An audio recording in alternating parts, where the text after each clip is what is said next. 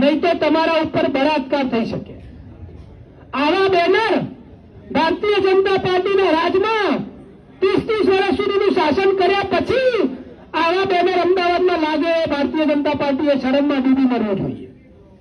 અને આ banner Ahmedabad traffic પોલીસના સ્પોન્સરમાં લાગે, મતલબ કે ભારતીય જનતા પાર્ટીના નેતાઓ, ભારતીય જનતા પાર્ટીની સરકાર, અમદાવાદની ટ્રાફિક પોલીસ તમને એવું કહેવા માંગે છે કે રાત્રે તમારી બહેન દીકરીઓને બહાર નીકળવા નહીં દેવું, નહીં તો રેપ થઈ જશે। હવે આ જ ભારતીય જનતા પાર્ટી એવી મોટી મોટી વાતો કરે કે અમદાવાદ એ સેફેસ્ટ સિટી છે, રાત્રે 2 વાગે પણ દીકરી બહાર નીકળે તો મેં કઈ ના થાય। ભાજપના નેતાઓ તમારા ઘરે આવીને એમ કે આનાથી વધારે સેફટી આખા ગુજરાતમાં શું કે આખા દેશમાં નથી, પરંતુ આ જ ભારતીય જનતા પાર્ટીના રાજમાં ટ્રાફિક પોલીસ એવા બેનર લગાવે કે દીકરીઓ રાત્રે બહાર નહીં નીકળવું। એક સાઈડ તમને એમ કે સેફેસ્ટ સિટી છે, બીજી સાઈડ આવા બેનર લાગે, અને આજે હકીકત છે કે ગુજરાતમાં હવે બહેન દીકરીઓ સેફ નથી।